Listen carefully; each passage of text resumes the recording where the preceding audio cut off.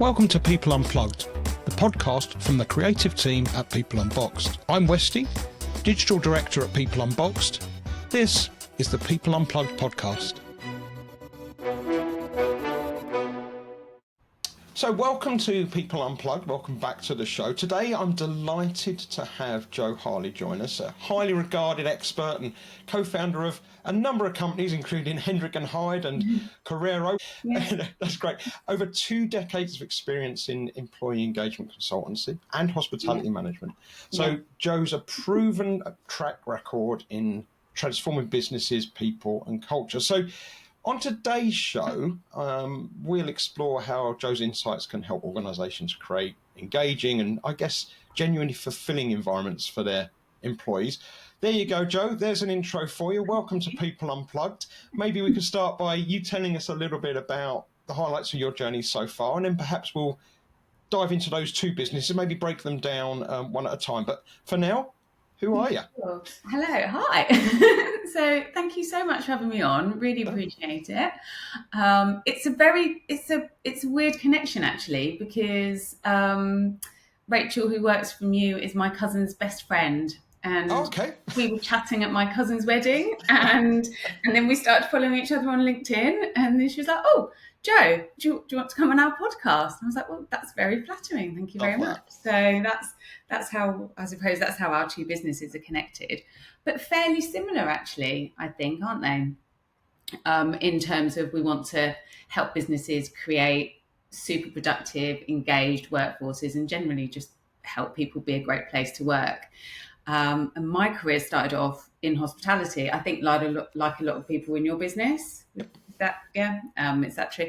Yeah. So I started off. Well, I left university. I went and worked in Greece in a pub, and in a bar. Yeah. And came back. Still hospitality. Yeah, it is hospitality. Yeah, had a brilliant time. Came back. My parents had moved back to Camberley, and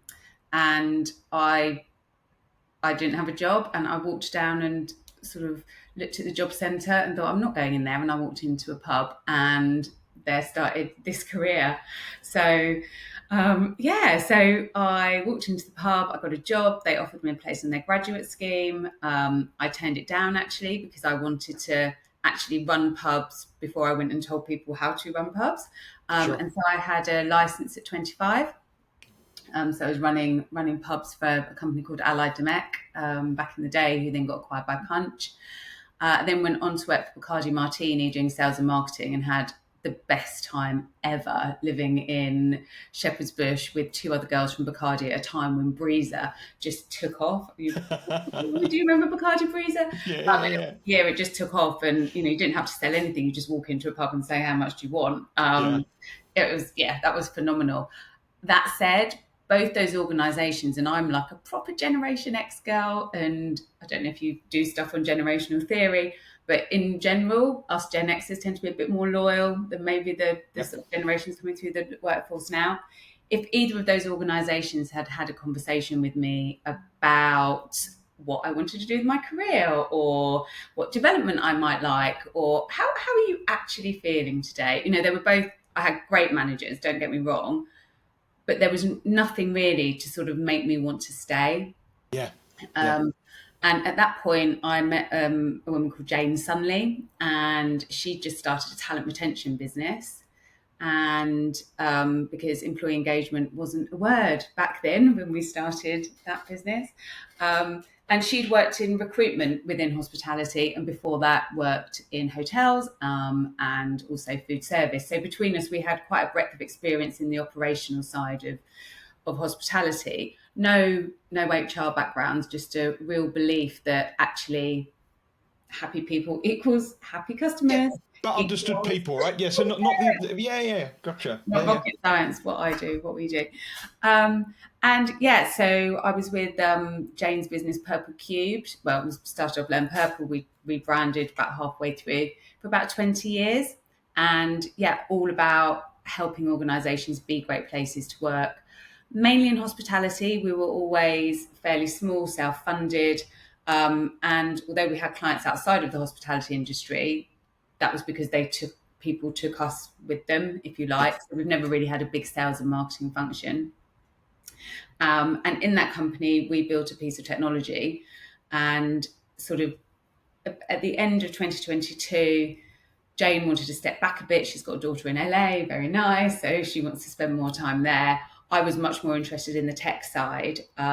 So me and two of the tech guys in business, sort of our lead tech and one of the others, we bought the technology out of that business, and Gotcha.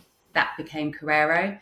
So we're really lucky because we started a business and we redeveloped the software, but we started the business with some existing clients, which is always a nice place to Yeah, start. yeah. You're not starting from square one, are you? You've got that Yeah, crossover. Yeah, got yeah. that. We've got a product. The product was a bit clunky at that point, probably. And so 2023 was a journey because we had these existing clients, yet we were trying to build and launch something a bit different. Yeah. And yeah, so 23 was definitely consolidation. No, actually, sorry, say that again. 23 was chaos, 24 was consolidation. And this year, we're just looking to see if we can grow a bit. And we've brought someone on to help us with business development, but we're a tiny company. So there's only me, the two co-founders, and then Phil, who's helping us with business development, and Emily, who's my lifesaver, who deals with all my chaos, and another developer. So yeah, we're tiny, but yeah, we've got some really And lovely perfectly formed, clients. Jo. That's the thing. Yeah, And that's it, yeah, isn't it? I mean, obviously, this isn't about People Unboxed at all. But No, no, when Joe and Tony started People Unboxed, I was employee number 4. I Mm. think we. I mean, it sounds way bigger than that now because I think there's 13 of us now. But bear in mind we've hired 2 people last week, so Oh, we amazing. never. Yeah, I know, another 2. So we never got into double figures for ages. Yeah. And yeah, it's. I don't know. This wasn't necessarily a conversation or a route I wanted to go down, but it's really hard, isn't it? Because you want to grow, but at the same time, right now, we we know how each other works, and we know the culture, and we know how it all fits in. And I almost dread that time where I say dread. There'll be that moment where we're big enough and we need to hire people that we can't not micromanage, but we don't know personally, and that's a bit of a balance, isn't it?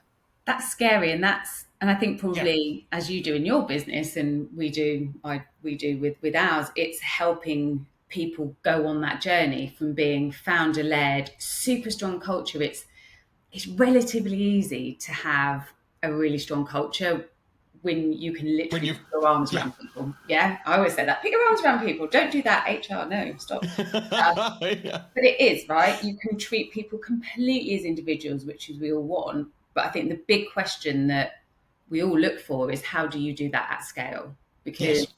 that's when it starts being okay. So, the founder doesn't know everybody by name, Yeah. and certainly a lot of the businesses we work with are multi-site. And so then you start having microcultures, and it then becomes totally based on the leader in each of these sort of little pods, if you like, living and breathing the culture that is sent from above, which is horrible. Yeah. But unless you get those foundations right at the beginning, it's really hard to bring in later down the line. And people always say to me, we're too small, we don't need consultancies, we don't need values, everybody just knows. Yeah. I'm like, okay, by now, at the moment they do. They do. But At some point, you have to codify it.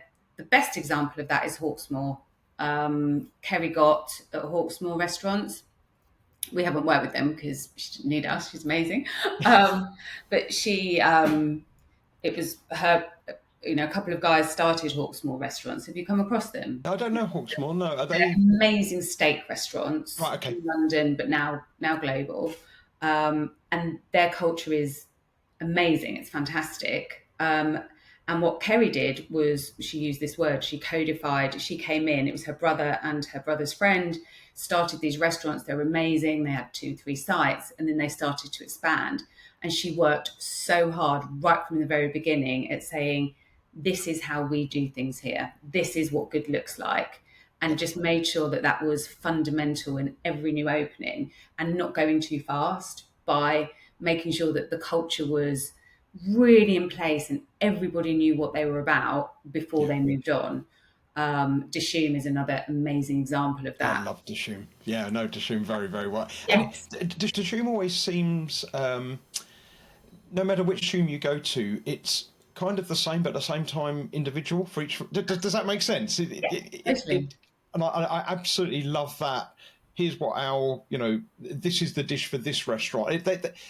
It feels like you're going to almost like a family-run restaurant, but Yes, it's a franchise. I don't know how they've got that, but they've absolutely nailed that. I'll tell you, because it's still family, it's still owned by the family, the people, and they. I think I met them. We did some work with them very early days, and the head of people has been there since the beginning. A guy called Andy, who is phenomenal. And he said, he was like, we are going to get this one absolutely right. We're being approached. People want us to take sites, but we're going to get this one right Yeah. before we move on to the next. And actually, if you look at, from their first restaurant to where they are now, compared to some other sort of well-known restaurants, if you like, their growth hasn't been as fast as it could have been, given their consumer success, because they just wanted to make sure that their culture stayed super, super special, and also that they just stayed ahead of the game with everything that was going on. Some of the things they do for their people, they provide footwear because their people are on their feet the whole day. They measure Nice. how many steps people take. They're just little things that make it super individual. And what they do really, really well is, I suppose, I mean, I don't know if they do this officially, but from an outside looking in viewpoint, it's that they have this freedom within a framework. They're so Yeah. clear on what their overarching culture looks like that the individual GMs can then flex within that framework. So people have ownership, they're empowered, they're not micromanaged at all, but there's a very, very clear framework about this is how we do it here and this is not acceptable. Then it I, becomes I, really easy to have those conversations about performance, which is what yeah. Korero does. I love that idea of it's almost spontaneity within a framework, if that makes sense. So as what you're describing there, as you were describing it in my head, I've got this idea of almost like a sand pit, which is, you can do whatever you like as long as you don't go outside those walls, and what you do within that's up to you, and you bring that alive. But here's the standards. I mean, my background in hospitality, I mean, obviously regular listeners will know this. 26 years in McDonald's, and Yes. it is so strange to see. I remember my initial training as a crew member back in the day in Gravesend, I was doing my A levels years and years and years ago, and it was, this is how you greet the customer, this is what you say, this is the order you say this in, and that quickly that changed to, well, yeah, you need to greet the customer, but be yourself. And it was so, it went from that, no, literally almost like a script to, yeah, but just be yourself, but do make sure you do this, this, and this. It's like the bullet points rather than telling someone specifically what to do. And McDonald's, I mean, Yeah, amazing. I remember there was a time, probably early-ish 2000s, where it was a bit like McDonald's, the McJob phase, wasn't it? And David Fairhurst came in and threw yeah, that all yeah. up. Yeah. Yeah, I And used to work under David, so I was in the people team and training know while David was you? there. Yeah, yeah, yeah, yeah, yeah, So yeah, Jane, so the business partner in Hendrick and Hyde, she knows David. yeah. And that whole, I mean, what you did there was phenomenal. Like, Yeah. it was amazing. Later off air, because it would be boring for everybody else, but I know So some we're other people recording that it. were in that, and Go then suddenly, for it. sorry, go down there. Oh, do you know? Tangent. But what McDonald's did, I think, was of its time. It was before its time in Yeah, terms of learning and development. And I remember a period where I very definitely said to people, if you want a good grounding in hospitality, go to McDonald's, because they look after their people, and they just do. It's a real one, isn't it, for the CV? That it's early so nice to day, hear that, yeah, Joe. It's so nice to hear that someone externally play, playing that back validate, to us, yeah, because I think it's fair to say when you're in that, you have no, you really don't appreciate the level of training and the level of expertise that you're picking up. It's yeah, only when I was at McDonald's for 26 years, and when I yeah, left McDonald's, I went to work for Kineo, which was like I guess you'd almost say like a boutique e-learning provider. yeah, But the beauty of working for Kineo is that I got to work with Rolls-Royce, and I got to work with Mitchells and Butlers, and I got to work with McLaren, and I got to yeah, so many of these other companies and dare I say, and I'm not absolutely not knocking any of those companies at all, but you go in and you assume that everyone works in the same way In that the same McDonald's way. works, and they don't. Yeah. So you sort of say, well, you've got that right, and they're like, that's a great idea, I like that. And you think, oh, come on, everyone does this, right? And they're What? like, Yes. no. And a friend of mine left McDonald's as well. He was a restaurant manager back in the day, and he went to work for one of the big pub chains.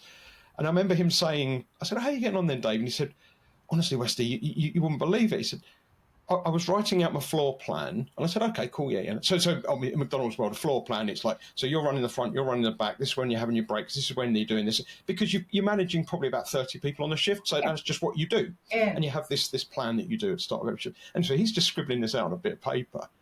And he said his area manager said, sorry, what's this, Dave? And he said, oh, it's like, floor plan, so I know. So, but what do you mean? So what's the B's? And he said, they've had a break, and they're this, and this is when I'm going to... He's like, this is amazing. What do you call this? And it said all of a sudden he was like, he said, I thought he was joking. I honestly thought he was joking. He said, what do you normally do? And he said, I don't know, I haven't really thought about it. Everyone just comes in, kind of does their job and goes home again. He said, no, I can't be doing with that. And it was really nice to hear how transferable those skills were. But as I say, you don't appreciate you've got those skills until you're in it.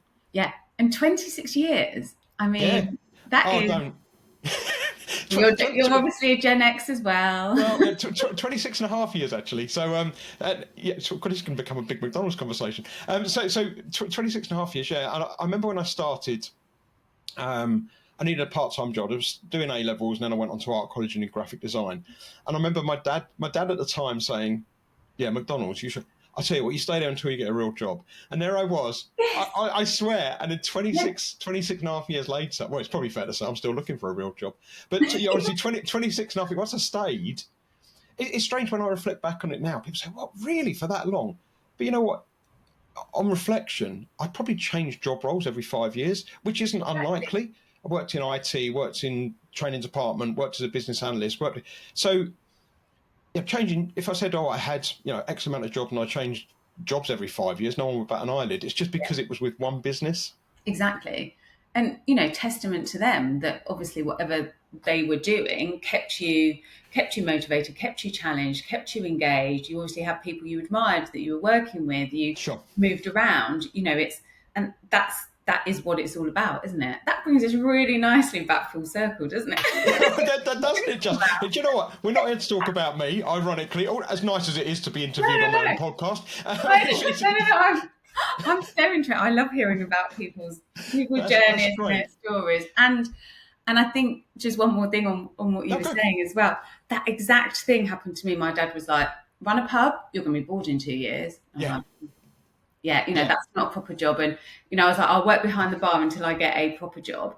And I think with hospitality, and 70% of my business is hospitality, so I do keep talking about it more so than other industries. But it's like hospitality is something so many people I talk to that just got into it by accident. And, what really, I don't know, something that I'm sort of not on a mission to change, but I would love to see change more, is the perception of hospitality as a great career. I mean, look, we don't work in hospitality, but we started off in hospitality, and our careers have grown because of that grounding. Yeah. And only 12% of parents would recommend their children to work in the hospitality industry. And it makes me sad, because their perception of hospitality is so wrong. You can have such an amazing career, and the only career where you can start off working like in the pot wash and end up being a CEO, it's... But you know what, Jo, that works both ways. So when I was in McDonald's, let's follow that line, because I was in that position. So I would have been identified as one of the part-time lads who works on a Wednesday and a Saturday. I come in. Obviously, I'm going to go to university or do something. As it turned out, I didn't. But anyway, so I would never have been identified as someone who potentially is going to stay with this business and become manager and do this. And that just wasn't. No one in the early days ever had that conversation. My performance reviews, but ironically, we'll talk about that in a minute. But my performance reviews back in those days were, okay, you're doing fine. Yeah, okay. So how long are you going to be with us then? And I thought, well, hold on, you've got this great leadership program, and you've got so many opportunities, and it almost was driven by me to say, no, I want to stay and I want to do this, and how do I get to the next level? And they said, well, you were part-time. Well, can I not be a part-time floor manager then? Well, yeah, but I didn't think you'd want to. And you think, and it just told me about the danger of assuming that everyone wants this and everyone's going to move on, everyone's going to leave. So that then changed how I approached people when I was the restaurant manager. Do you know what I mean? So I'd seen how that changed. And the last bit you said about the grounding, oh God, this really has become about me. So at weekends I do wedding photography. That's what I do in the summer, and I work with my younger daughter's just finished her A-level photography. So we sort of now do a sort of the dad and daughter. So we do wedding photography together, which is amazing. Love it, absolutely love it. But the point being, people say, well, but you work in training photography. That's kind of weird, isn't it? And you think, no, the hospitality is about managing people, organising people, getting them in the right place. And when you put that together of that wedding, if you think about a wedding photography and think about me delivering a training course, they're not that different. No, not at all. They're both influenced by authority, getting people to do things they feel awkward doing, but ultimately, basically, they want the result at the end. So it's not that different. So I would put all of that down to working in hospitality and that training and being able to deal with the public and being able to be empathetic to the situation and being empathetic to, do you know what, this person's just had a nightmare of a morning. You know, the car was an issue. The kids were late for school and now they're coming for some breakfast. They don't want to wait 10 minutes. So it's seeing it from their view. And I think that's really shaped how I approach customer service as a whole. 100%. One of the things I say a lot is that everybody should work in hospitality for a year as like national service or whatever, because especially, and now I'm really going to sound like a real old bag, but it's post-COVID, everyone's just on their phones, on their screens, they're not interacting, they're not learning how to just have random conversations with people, just to look, I'm a very specific type of profile, whatever profiling tool you like. I'm in Sites Yellow. It's very, there aren't people that love doing that, but I think just being able to go and hold a conversation with a complete stranger because you're serving them a drink or you're, bringing them a meal or whatever, and understanding how that all works. I mean, I think it's so much more useful than so much other stuff that we make kids totally. Listen, Jo, we need to get onto you. We need to get onto you.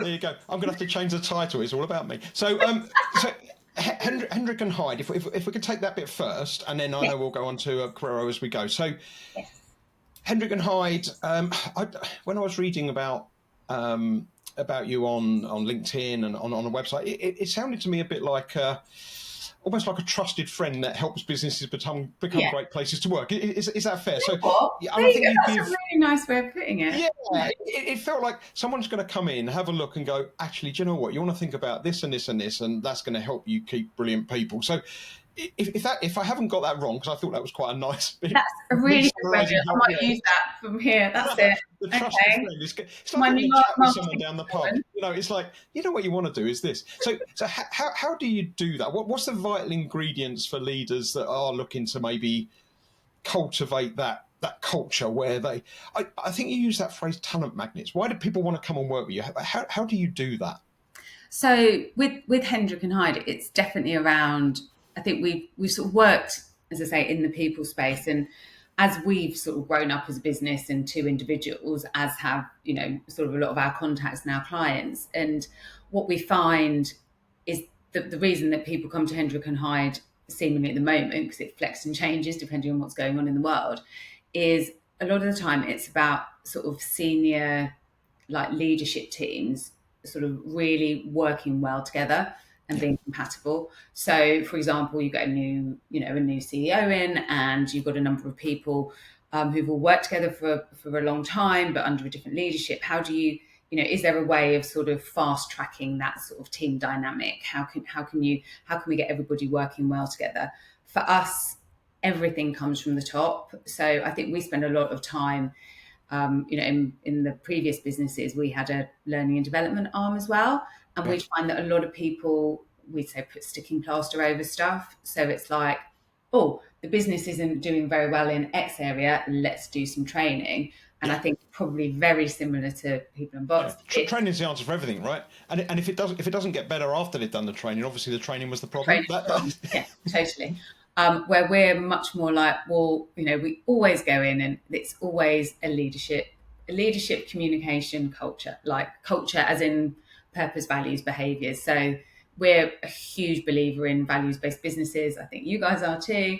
And the way that we frame it is we work with people to understand why are people turning up here to work in the first place, what's important to them, and how do they then deliver that within a framework, and as we say, like codifying what that looks like. Joe, can you pause just for a Yeah. second there, because I've got and I hopefully this isn't a difficult question, but you're the ideal person to follow us properly. So once you've defined that culture and when you've started at the top and we know what that is, how do you then balance that with we're bringing new people in? How do we know they're going to be the right fit? And almost, do we want them to be the right fit? I guess my question is, how do we stop this becoming Stepwood Wives, where everybody has the same culture and we don't want a group of robots, right? You want people to come in No, and think for themselves. So how do you balance that? not at all. However, you have to define why you are different as an organization, and you have to have people in the organization that have the same beliefs, that are going in the same direction, that are the type of people that you want to have. I think, at one point when I used to interview developers into our business, and everybody wanted to go and work for Google. Now, like, I get it, of course, what an amazing place. Would I fit in Google? Absolutely not. I have no interest in going there, but it is an amazing place to work Sure. for some people. Now, if you don't understand what that company is like as a workplace, as an individual, how do you know whether you're going to fit in there, whether you're going to like it, whether you're not? I get the thing that we don't want to replicate, but actually, are we the type of organisation that it's absolutely fine? I don't know, we're in a bar environment. Is it okay that I'm up on the bar and I'm dancing as being part of the bar team? Like, is that okay or is that not okay? How do I know that that's okay and that's not okay? Yeah. So it's not prescriptive, but it's just like, look, this is everything we do. We need to care. For example, a value might be sustainable. So a behavior that sits underneath that might be everything we do, we have in mind our customers, our people, the planet, and our partners, for example. So it's defining the edges of that sandbox again, like we said earlier, to a certain extent. It's exactly that. Yeah. And so often when we go, if it depends why people come to us, our projects are similar, but all very, very different depending on the individual. But usually it comes back to either, okay, we need to do something at board or SLT level in terms of getting you all singing off the same hymn sheet, as it were, or we recognise, or people recognise they want to be a values-led organisation, but they're not quite sure how to do that. I caveat that with the work that Jane and I do is 10% of the work. We would go in, we do stuff where we interview at least 20% of the people in the business. I've got software in the Korero business that we use to survey everybody, so we get all people's opinions. We do interviews with sort of senior leadership teams, and then we bring that all together. We bring it into the room, and then we facilitate a session. It's all about them, not about us. We've obviously got things that we use to get there. And then we help them define, from an employee perspective, their purpose, values, and therefore the behaviours. So it's not you saying, because I'm guessing this isn't a one size fits all, right? So they know their business, but you're almost helping them. What you're saying, almost facilitating that conversation as an outsider looking in and sort of playing it back to them and saying, how do we want to be? How do we want to act? What's this going to look like? Because they know their business, right? We can't do that for them, obviously. But that's the tiniest bit of work, and it's where most organisations stop. That's the real problem that I have, is that that's all very well. I say to so many, when the first question I ask a client when I go and sort of start talking to them about working with them is, what does good look like here? And you'd be surprised the number of people that cannot define that, which blows my mind. Putting a list of values up on the wall is just one thing, right? If you're not actually living them, or even saying what that looks like, because otherwise it just becomes like wallpaper, I'm assuming. Yeah, totally. Like it doesn't matter. And 90% of the work is then threading it through the employee's experience. Sure. So, when I go to market with a new job, am I making it very clear about, this is who we are, this is what we stand for, these are our expectations. I think that there's a real confusion. We'll go into performance in a minute, but there's a real confusion around having a really challenging, good conversation to help somebody perform better. And, oh my God, I don't want to tell them off because I'm a bit scared and I don't quite know how to manage that these days. And I don't want them to leave. So, I'm going to, And oh my God, but what if it impacts their mental health? Which yes, gotcha. are all considerations, but actually having a really good coaching type conversation as a leader, you should, you don't expect everybody to walk out the room afterwards thinking, oh my God, she's the best thing ever. You expect them to go, it's like, oh yeah, okay, I can see what she means. I need to go and act a bit on that. That was a bit challenging and awkward, but okay, yeah, now this is what I want to do. That's so refreshing to hear, and I don't mean that to sound patronising at all, but it's so refreshing to hear someone actually call out.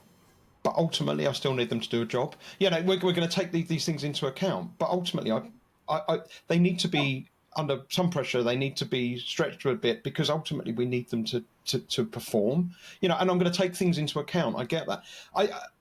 And when I say refreshing to hear, sorry, go ahead, Jo. I was going to say you can only have those conversations if you're very clear about the expectations.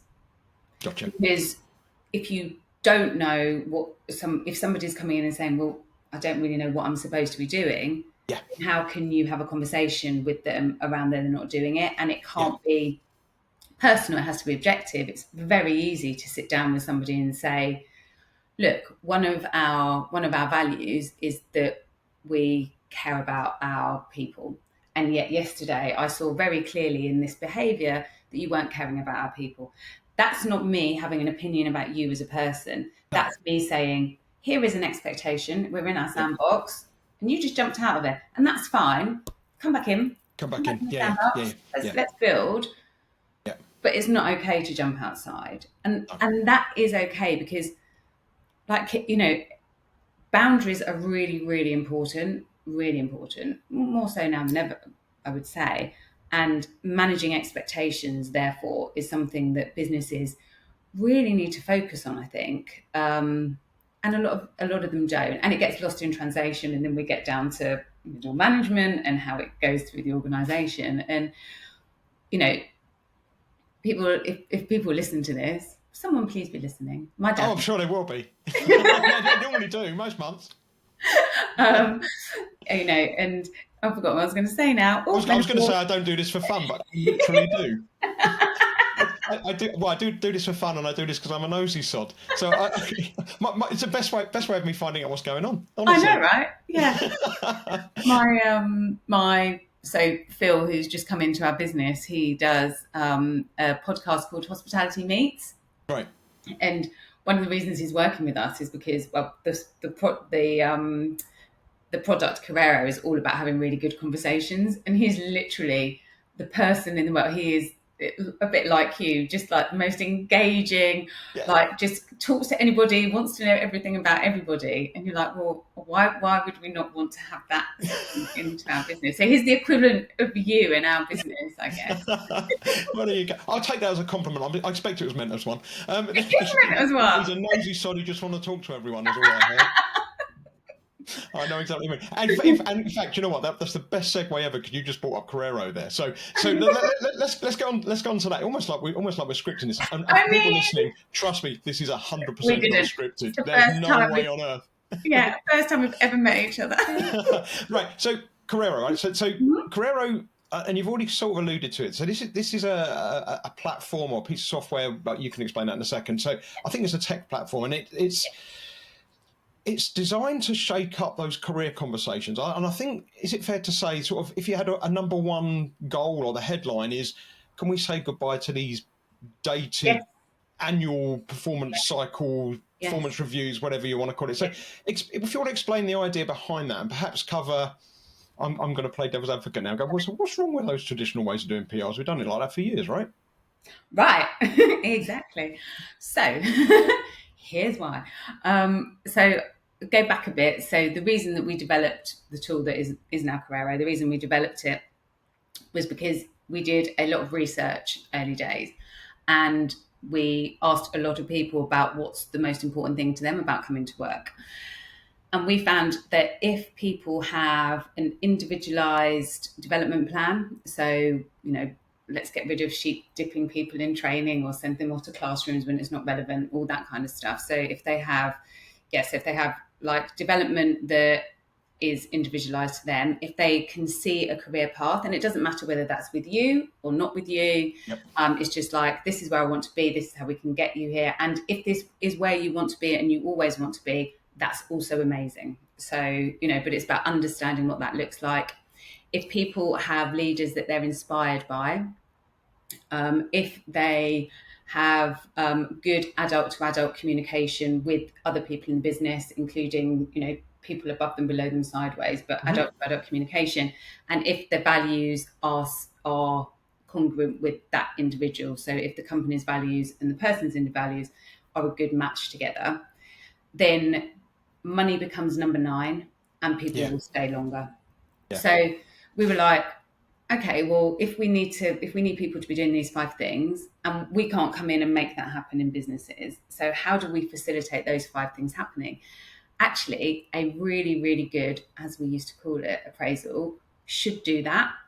Yeah. However, having that type of conversation only once a year and at a time that is dictated by the business, and when it's not related to business goals, and when it's based on a competency framework that nobody refers to apart from this one time of year, and nobody does anything with the information because it's on a bit of paper somewhere, then... And the person who's delivering it has been told they've got to deliver these by X date and they've got to do it for everyone. So there's no motivation for them to actually put any thought behind it. They're literally being judged on tick box, have you done it or not? I may have worked for a large organisation in the past that may have worked in that way. That's all I'm saying. Yeah. They might sell burgers. I don't know. Maybe. I don't know. Let's just say, for instance, things have changed. And so we thought, well, there's got to be a better way of doing this. And that's why we came up with Korero. And, it's really about, we know that from research, we also, because we have a survey platform which is separate from Korero, but we have an anonymous survey platform, and we run best places to work in hospitality and best workplaces in travel. And what I know from that survey that goes out to sort of tens of thousands of people is that when, people want to work in an organisation where they feel cared about and they feel like an individual. And in my world, and obviously I would say this, the best way to make somebody feel heard, make them feel like an individual, is to understand about, how they're feeling about their job. Are they happy? Would they recommend us to a friend? How is their well-being? Are they getting enough flexibility in their job? And also, hey, here's a number of things that you do. We're not going to have a conversation about performance, but it's part of a bigger picture thing. Yeah. And every organisation does it differently. So where Korero isn't, we haven't, I don't know, we're a small company, we haven't scaled massively, and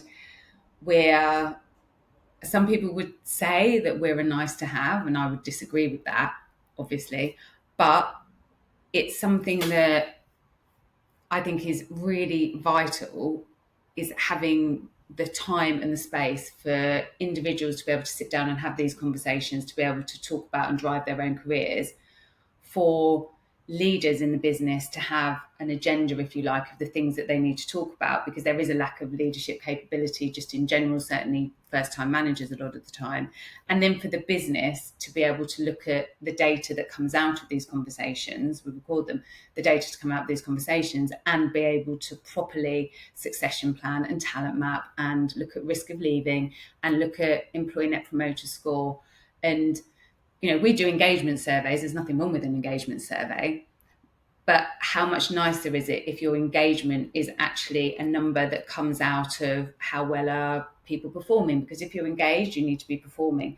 And how long do they want to stay with you? And, stuff that they've actually talked about with their managers. So, the outcome of it is that we can get a nice engagement score if they want to, and we can correlate that against lots of different things. So there's ways where we can, if you're working from a balanced scorecard, we can put in metrics from other systems and upload them. And you can say, well, actually, this is how we're performing financially, towards this is how you're performing against your values, towards this is how you've done against your goals. So it's a way of managing performance, but in a much softer, more ongoing way. Some of our clients do only use it a couple of times a year, in terms of they will only push out a notification. However, anybody can go in at any time if they choose to and update it. Right. Gotcha. As you're describing it, like all the best ideas, as you're describing it, what I'm hearing is, well, that's blooming obvious. And I know no one does it, but it sounds that way. But or the flip side to that, which is pushing out an opinion survey once a year to find out how people aren't happy, is almost too late at that point. So why do we not have these conversations I'd rather you come to me with a problem now because I've got an opportunity to solve it. Rather, it's like we've gone full circle here, Joe. It's like the hospitality thing where I was teaching back in the day, obviously teaching like complaint handling and it's like, you need to see these people complaining as a real opportunity to make things better, because you know what, for every one of them's complaining, you can do something about it, and they're complaining because they want to be happy and they want to stay. Yes. Because if they've already given up on you, they'd have left anyway. And that's part.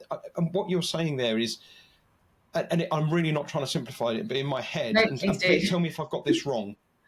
Rather than me sitting down and having this very formal one-to-one at the end of the year where you've kind of already made a decision on it anyway, we are having regular check-ins, we're having regular chats. So having regular chats, it was not irregular chats, having regular chats, we're talking about how I'm doing, how I'm feeling. And then even if there is that year-end review, I'm not walking into that with any misunderstanding. There's going to be no surprise there. I know exactly what I'm walking into, because we're chatting all the time anyway. Is that what it's saying? A lot of people say to me, but I really know my people. And I'm like, do you? You might know what their cat's called, fine, but do you really know what they want to be doing with their lives? Do you know that, like there's a different level where when you take somebody away from their day to day and sit down and say that this conversation is all about you.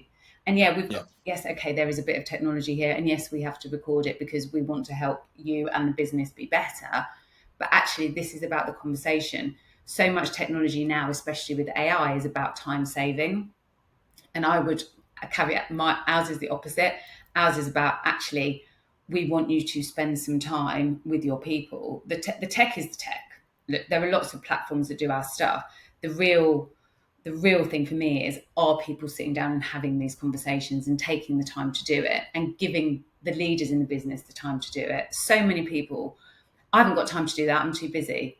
You haven't got time to sit down once a quarter, once a month, whatever it is, with the people that are actually delivering to the clients. And find out how they are. Like, no. One of our sort of tech partners is a business called Yuda, an AI agent type thing. He's amazing. If you want to do anything in AI, you should have him on the podcast. Matt Grimshaw, I'll intro you. Thank you. He's amazing. So clever. He'll blow you out water. Anyway, and he says, it's crazy. We know so much more about our customers than we do about our people. I can tell you whether my customer's got a nut allergy, whether, what they like for breakfast, and yet do I know that about my people? If I do it, I can't. No, and as leaders of the business, I think it's fair to say we also don't have the monopoly on good ideas. So if we're actually talking to businesses, say, right, we're going to do this and we're doing this and we're innovating in this area and we're going to introduce it. But the potential there is that if they don't listen to their employees, oh my gosh, those employees have the potential to ignite creativity, boost productivity, and almost, dare I say, even go as far as to say, improve retention, because those employees know what they like and what they don't like. So the chances are other people are going to see the same, So I don't see why we wouldn't do that. Yeah. I mean, we always ask what you would improve. We had a case of one, I think it was hotels, but they had like bars in the hotels.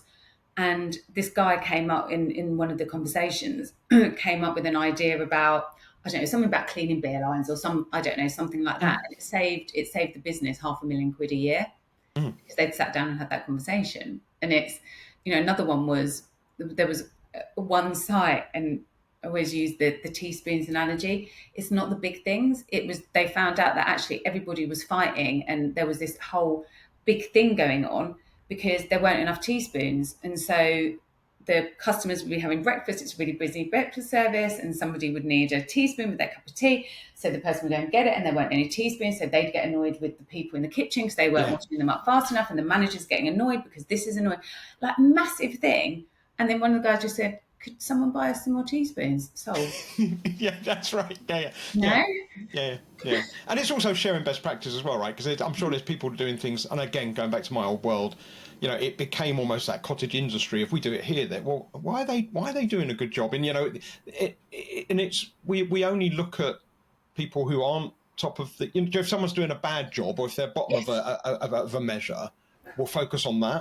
Versus, why don't we focus on the ones that are actually doing a really good job and help them to train the guys that aren't? So it is that sharing that best practice. And the first bit of that's got to be sitting down and finding that out, rather than sitting down at the end of the year when it feels a bit of a one-way conversation. Yeah. I'm absolutely sold in what you're saying, because it's logical to me, and I'm quite a logical person, I would think. And we have, like, although obviously there has to be some numbers and some stuff that goes on behind the scenes, but do I like rating people? No. Do I like putting them in boxes? No. But yes, we have a 9-box grid. Yes, we rate people on performance. With their performance, they rate themselves. It gets agreed by the manager or not. The manager doesn't rate. The manager just looks at what the person said and has a conversation about it. But the measures that we recommend, people can use what they want. It's a really flexible tool. But I always say that the top one should be role model. And if you've got somebody that's role modeling in the areas, then why aren't we using them? Like, what are we doing with those people? Because now, surely they're the people in our business that we want to be, buddying people when they start, and, mentoring and all that stuff. And even if there's no direct opportunity for that person to move up, surely we can give them lots of challenges and, make their job more exciting for them. And, it's always thought, isn't it, like the career ladder. And we talk a lot about career webs, because you don't have to go up a ladder. You can go anywhere you want to, but you just need to know and understand, are people willing to relocate? What department would they like to work in? Would they like to have a secondment over here? Oh, we've got a sister company. Oh, but if you go there for 2 years, then you could come back here in this role. It just resonates with me so much. When I started as that crew member in Gravesend back in the day, you would see your development plan as, and then you're going to be a crew trainer, then you're going to be a floor manager, be a second assistant, first assistant, and one day you might even get a restaurant, and that's that. Ooh. And yet, you know what? In reality, I worked in the IT department, worked as a business analyst, worked in training, and it's all of those things. You go off in different directions, but you're working for the same company, but you're learning so many more skills. You go, Jo, do you know what? I absolutely knew this was going to happen. We said half an hour, and we're already like 45 minutes in. But when I bring someone in and we talk about that runs 2 companies and is trying to juggle those, and then you start talking to me about McDonald's, there's no way on earth this was going to be a short thing. So we're going to have to sort of come to a bit of a stop at some point. However, I'm going to make that even worse now, because I always end with the same question, and I know I haven't prepped you for this one, so good luck. Thank you. What's the ultimate weekend look like for you? Help us get to know Jo a little bit. What if you can do anything this weekend? What are you doing? Oh, that's a really good question. Oh my gosh! So I would have. So you're fine up until that point. It's always that one because they're on the spot. Yeah, you just don't expect it. So I'm a go to the gym at 6 a.m. girl. So I would have a little bit of a lie-in, but I would get up. I would go to my gym class. I would probably then spend I'd spend most of the day with my kids, doing something out and about. It would be sunny, because I'm a massive fan of this weather. I'm the only person in this country that's enjoying this period of time, I think. And trust me, as a ginger person, you're absolutely right. I'm standing here thinking, yes, I want to stand in an office that's extraordinarily warm and record a podcast today. But anyway, move on. It's about you, not me. Yep. So gym, spend some time with my kids, and then I would probably like to go out with a group of friends, and maybe the kids, maybe not. Let's see. Depending on how they've been during the day, go out to some kind of, I suppose, outside musically festively thing, but with really good food, like not crap Yeah. festival food. Really nice food and really nice cocktails. I don't drink that much at the moment, menopause. And then Sunday, I would like to be teleported to a beach somewhere beautiful and just lie and read my book all day and have nobody disturb me and just be able to look at a beautiful blue sky. Lovely. That sounds idyllic. Now, this is where I do the coaching bit and go, what's stopping you? But I'm not going to do that because you know what? It's because you're busy. That's what's stopping you. I tell you what's stopping me is that I can't teleport yet. Oh, is that it? That's the only reason. Well, there you go. There's something for you to work on. So, Jo, finally, if people want to find out more about either of the businesses or both of the businesses or check in with you, where's the best place to get hold of you? I'll go onto LinkedIn. I post pretty much most days. So I'm a LinkedIn poster, prolific on there. Fantastic. So, can I just say thanks so much again for giving up so much of your time? You're clearly a very busy person, but I've loved thinking back to my days of flipping burgers back in Gravesend. Who thought that was coming? So I've really enjoyed the conversation. So thanks so much for joining us on the pod. Really appreciate it. Thank you. Bye. Thanks for joining us today. Feeling curious to learn more about how we help people remember stuff? Well, why not sign up for a free trial of our AI-powered bite-sized learning app, BentoBot? You can do that easily at bentobot.com. And you can catch up on interviews with all of our previous guests by subscribing to this pod via Apple Podcasts or any podcast platform. Till next time, take care.